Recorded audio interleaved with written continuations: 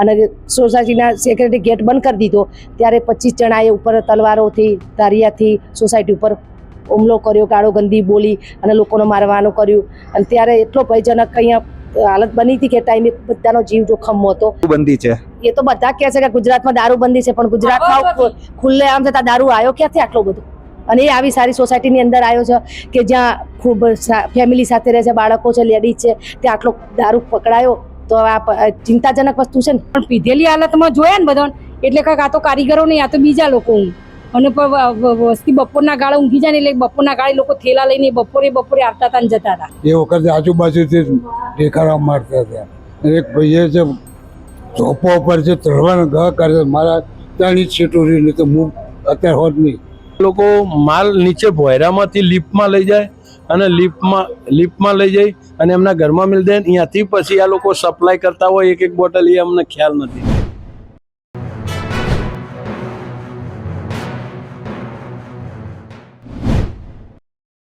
હાલ આપણે છીએ ચાણક્યપુરી વિસ્તારમાં આવેલ આદર્શ અપાર્ટમેન્ટમાં. ત્યાં એક કાલ રાત્રે ઘટના ઘટેલી છે જ્યાં અસામાજિક તત્વો દ્વારા તલવારો લઈને સોસાયટીવાળાને બીક બતાવવામાં આવેલી હતી. જેને આપણે બેનને પૂછ્યું, સ્થાનિક બેનને, કે શું અહીંયા હતો ગઈકાલનો માહોલ. બેન, આપણું નામ જણાવજો. મારું નામ દેસાઈ શિલ્પાબેન છે.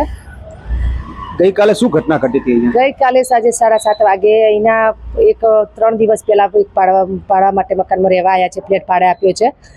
એમાંથી 5-6 જણાઓ દારૂની પાર્ટી કરી નીચે ઉતર્યા હતા. ત્યારે સોસાયટીના સેક્રેટરી નીચે એમને દારૂની હાલતમાં પીધેલામાં જોયા તો એમને પકડવાની કોશિશ કરી તો 3 ભાગી ગયા અને 2 પકડાઈ ગયા હતા. તો જે 2ને પકડ્યા હતા અને પોલીસમાં 100 નંબર ફોન કરીને એમને આપી દેવાના હતા.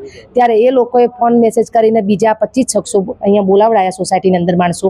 અને સોસાયટીના સેક્રેટરી ગેટ બંધ કરી દીધો ત્યારે 25 જણાએ ઉપર તલવારોથી ધારિયાથી સોસાયટી ઉપર હુમલો કર્યો, ગાળો ગંદી બોલી અને લોકોને મારવાનું કર્યું. અને ત્યારે એટલો ભયજનક અહીંયા હાલત બની હતી કે ટાઈમે બધાનો જીવ જોખમમાં હતો.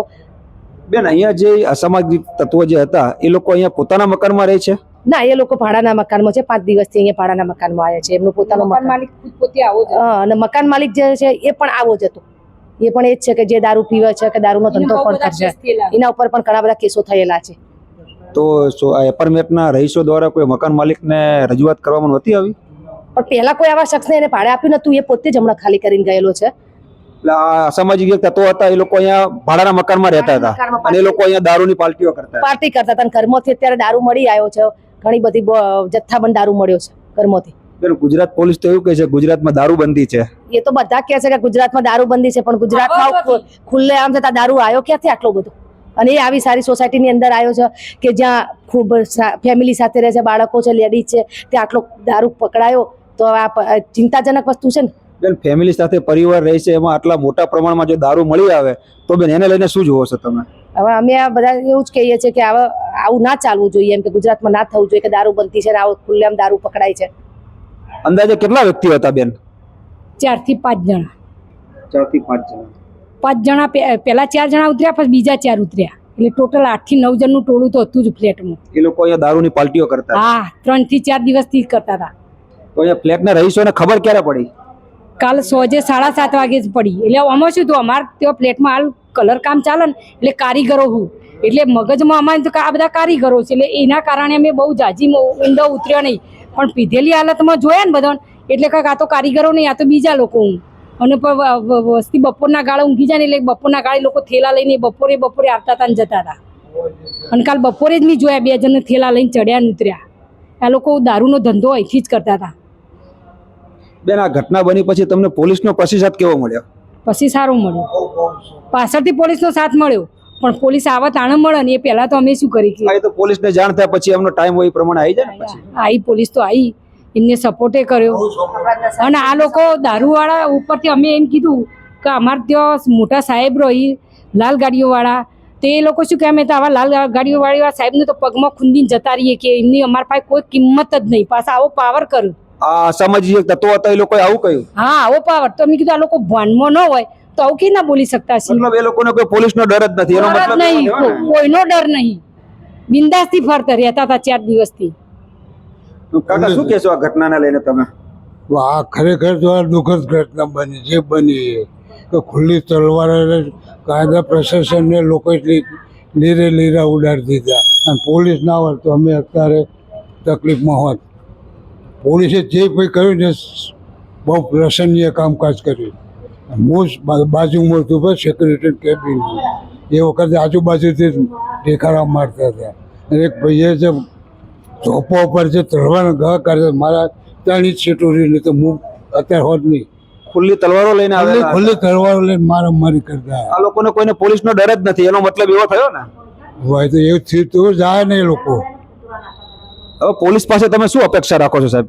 પોલીસે તો હમણાં જ બહુ સેવા કરી, બહુ એમને સપોર્ટ કર્યો. એ પોલીસ ના હોત તો અમે ના હોત. પોલીસ ના હોત તો તમે ના હોત. કાકા સાચી છે કે પોલીસ તમારા સમજો કે રક્ષક બનીને ઊભી રહી. આ ઘટના ઘટ્યા પછી સાહેબ અહીંયા એપાર્ટમેન્ટમાં રહેતા નાના બાળકો ઉપર શું ઇફેક્ટ થાય છે? ગભરાઈ ગયા છે બધા. કોઈ નીચે ઉતરતો જ નહીં રમવા માટે. 3-4 વર્ષ 6 વર્ષના છોકરા કોઈ 50 સભ્યો. હું પોતે બચી ગયો તો કીધું ને, મારે તલવારે 3 ઇંચ સીટો ના હોત ને તો મારું ઉડાડી દે. અંદાજે કેટલા જણા હતા? એમને આખું ટોરું હતું સાહેબ. 25-30 હતો ટોરું આખું. ખંજર તલવારો ને લાકડીયા ધોકાન બોકા લઈને બધા આવ્યા હતા. તો આ હતા અહીંયા સ્થાનિક આગેવાનો, જે લોકોનું કહેવું છે કે ગઈકાલે જે ઘટના ઘટી એમાં મકાન અહીંયા રેન્ટ ઉપર આપેલું હતું અને એ મકાનમાં લોકો દારૂની પાર્ટીઓ કરતા હતા અને રોજે રોજ આ લોકો દારૂના ઠેલા લઈને આવતા હતા. અને એ લોકોને રાત્રે ખબર પડી કે આ લોકો પીધેલીમાં અહીંથી નીકળ્યા છે, એટલે સોસાયટીના ચેરમેન અને સેક્રેટરી દ્વારા એ લોકોને ઊભા રાખવામાં આવ્યા, જેથી એ લોકો સાથે મગજમારી કરી અને સોસાયટીવાળા જાપો બંધ કરી દીધો. અને પછી આ લોકો જે અસામાજિક જે તત્વો છે એ લોકો પોતાની 2 ગાડીઓ ભરીને આવ્યા, ખુલ્લી તલવારો લઈને આવ્યા અને સોસાયટી ઉપર આ લોકોએ હુમલો કર્યો, જેથી કરીને સ્થાનિક રહીશોમાં થોડો માહોલ ફેલાણો છે. અહીંયા મેં એ બધું જોઈને તારને મને અંદરથી જ ગભરામણ આવે. હું બોલી શકતી જ નહીં કે આવું કેમ બન્યું ને આવું કેવી રીતના થયું, એ જ મને મગજમાં. મેં ક્યારે આવો સીન જોયો નહીં ને હું ભગવાનને પ્રાર્થના કરું કે આવો સીન ક્યારે મને જોવાલાયક મળવો ના જોઈએ. કે આ લોકો એટલું તોફાન હતું તેમ થાય કે ગોધરાના તોફાનથી મને અતિશય ભયંકર લાગતું હતું. અને આ લોકો, અમારા છોકરો આજે સ્કૂલે નહીં ગયો, આજે ચા દૂધ પણ છોકરોએ પીધું નહીં, એટલો ગભરાઈ ગયો છોકરો. એ લોકો લમસમ 7:30 વાગે 7:30 વાગે અહીંયા નીચે અમારા ઘેરથી બેહ્યા હતા. અમે 4 જણા બેહ્યા હતા, 4 પુરુષો. એ લોકો 4 જણા દારૂ પીને ઉતર્યા. એટલે એને પપ્પાએ પૂછ્યું કે ભાઈ તમે કયા ઘેર આવ્યા છો? તો ઉપરથી દમદાટી આલ્યું. એટલે એમ પપ્પાએ કીધું કયો તો ખરા કુના ઘેર આવ્યા, કેટલા વાગ્યા, કેટલા દિવસથી રહો, પણ આડું અવડું બોલતા હતા. એના કારણે પછી બહુ જાય. એટલે બીજા 4 ઉપરથી નીચે ઉતર્યા. 4 નીચે ઉતર્યા એટલે ફેરથી અમે એમને પકડ્યા. એટલે એ એમ પપ્પાએ કીધું કે અમારા ફ્લેટમાં 2 લાલ ગાડીવાળા સાહેબો રહી, તોય તમને બીક નહીં. એટલે એ લોકો શું કે સાહેબો તો કે અમે પગમાં ખૂંદીને જતા રહીએ, આવા સાહેબોને અમે કંઈ ગણતા જ નથી કે એવી તમને દમદાટી આલી. પછી 4 જણા ભાગ્યા અને સીધા તલવારો લઈને જ આ લોકો મારવા આવ્યા. કેટલા લોકો? 25 થી 30 જણનું ટોળું હતું. એટલે અમે 2 જણને પકડી રાખ્યા અને પેલો પાછળથી કૂદી જઈને અને 25 જણનું ટોળું લઈને આવ્યો, લાલ ટી-શર્ટ વાળો અને કાળી ટી-શર્ટ વાળો. અને એ જે જોપો કાપ્યો લાલ ટી-શર્ટ વાળા અને કાળી ટી-શર્ટ વાળા, જોપો 2 તલવારથી કાપી દીધો. અને કાલે માહોલ બહુ એટલે બહુ અજબ માહોલ હતું. કોઈ આવું માહોલ તો ક્યારે જોવું ને, અને કોઈ હવે અને આવું જોવા જેવું હોવું ન જોવા ગુજરાતમાં. આપણી જોડે બીજા સોસાયટીના સ્થાનિક રહીશો છે, એને પણ પૂછીએ આપણે કે શું છે સમગ્ર કાલની ઘટના. આપણું નામ જણાવશો સર? મારું નામ દેસાઈ દિનેશભાઈ છે. દિનેશભાઈ, કાલે શું સમગ્ર ઘટના થઈ હતી? સમગ્ર ઘટનામાં એવું હતું, અજાણ વ્યક્તિ હતા, અમે એમને નહોતા ઓળખતા, એ અમને નહોતા ઓળખતા. એટલે શંકાસ્પદ માણસ લાગ્યા એટલે અમે એમને પૂછ્યું કે ભાઈ તમે કોણ છો? એટલે એ પીધેલી હાલતમાં હતા. એટલે આપણે કાયદો હાથમાં લેવો નહોતો, એટલે આપણે કર્યો 100 નંબર ફોન કર્યો. એમાંથી એક વ્યક્તિ ભાગી ગયો અને બહાર જઈ અને ફોન કરીને એને લુખ્ખા તત્વો બોલાવીને તલવારો કાઢી. એટલે મેં લેડીઝ લોકોને એક બાજુ કરી અને હું ત્યાં ઊભો રહીને જોરથી બોલવા માંડ્યો કે ભાઈ વિડીયો ઉતારો, આ કરો, તે કરો. એટલે એ લોકો પછી અંદર કૂદી શક્યા નહીં. પણ પોલીસ તરત આવી ગઈ અને પોલીસે રાતે 3 વાગ્યા સુધી જે પોલીસે અમને હેલ્પ આપી છે, જે મીડિયાએ અમને હેલ્પ આપી છે, ખરેખર એના લીધે જ આજે અમે અહીંયા અત્યારે સુરક્ષિત છીએ. અને અમારા સાહેબ શ્રી SL સાહેબ અને પોલીસ કર્મચારીઓ એ રાત્રે આટલા ઉચ્ચ અધિકારી થઈ અને રાત્રે 2:30 વાગ્યા સુધી અમને જે ટાઈમ આપ્યો એમને અને અમને જે સુરક્ષિત કર્યા, ખરેખર સાહેબ ગુજરાત પોલીસ અને મીડિયા બેને અમને અત્યારે સુરક્ષિત રાખ્યા. સાહેબ, અહીંયા જે અસામાજિક જે તત્વો હતા એ લોકો અહીંયા મકાનમાં રેન્ટ ઉપર રહેતા હતા અને અંદર એ દારૂનો ધંધો કરતા હતા. તમારા લોકોને ખ્યાલ નહોતો? બિલકુલ ખ્યાલ નહીં. આ લોકો માલ નીચે ભોયરામાંથી લિફ્ટમાં લઈ જાય અને લિફ્ટમાં લઈ જાય અને એમના ઘરમાં મિલ દે. અહીંયાથી પછી આ લોકો સપ્લાય કરતા હોય એક બોટલ, એ અમને ખ્યાલ નથી. સાહેબ, ગુજરાતમાં તો ગુજરાત પોલીસ એવું કહે છે કે આપણા ગુજરાતમાં દારૂ બંધી છે, દારૂ વેચાતો નથી, તો અહીંયા દારૂ રોજે રોજ આવે ક્યાંથી? એ સાહેબ આપણને ખ્યાલ ના હોય, પણ હવે એ લોકો કેવી રીતે દારૂ લાયા, કેવી રીતે વેચ્યો એ ખ્યાલ નહીં. પણ કાલે એ ભીધેલા હતા એટલે અમને શંકાસ્પદ લાગ્યો. એટલે કેટલો દારૂ હતો અંદાજે? 30 પેટી જેવું પોલીસ કહેતી હતી. 30 પેટી જેવો દારૂ અહીંયા જગ્યા ઉપરથી પકડાયો, 2 થેલા. મતલબ હવે બુટલેગરો જતા એવું ને? બુટલેગરો. કાલે આ ઘટના ઘટ્યા પછીનો સાહેબ માહોલ કેવો લાગે છે? સાહેબ, જે 8 વાગે ને 10 મિનિટે જે માહોલ હતો, ખરેખર એમ થયું કે અમે અમારા બહેરા છોકરા બધા મરી જઈશું. પણ સાહેબને અમે ફોન કર્યો, એસએલ સાહેબને. એસએલ સાહેબે પોલીસમાં અમે પહેલાં 100 નંબર ફોન કર્યો, પછી અમે સાહેબને ફોન કર્યો, પછી જે અમને હેલ્પ મળી છે, ખરેખર અમે જીવી એવી રીતે અમને હેલ્પ મળી. તો આ હતા ફ્લેટના રહીશો. આપણી પાસે એ ફ્લેટનો નાનો બાળક પણ છે જે સ્કૂલે જઈને આવ્યો છે. એને પણ આ સમગ્ર ઘટના કાલે નિહાળી છે. આપણે એને પણ પૂછીશું કે શું હતી ગઈકાલની ઘટના. શું નામ છે બેટા તારું? દેસાઈ ધાર્મિક.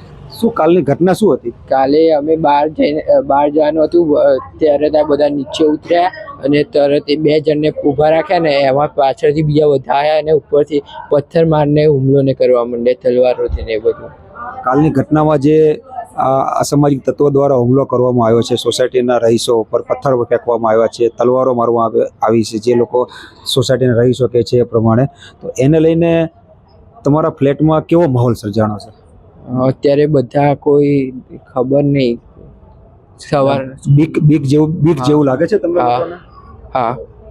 એની પોલીસ પાસેથી શું તમે અપેક્ષા રાખશો? કે અમને સુરક્ષિત રાખે અહીંયા અને સેફટી આપે. અહીંની સ્થાનિક પબ્લિકની પણ એવી માંગ છે કે સ્થાનિક પોલીસ પણ અમને સુરક્ષિત રાખે અને અમને સેફટી આપે.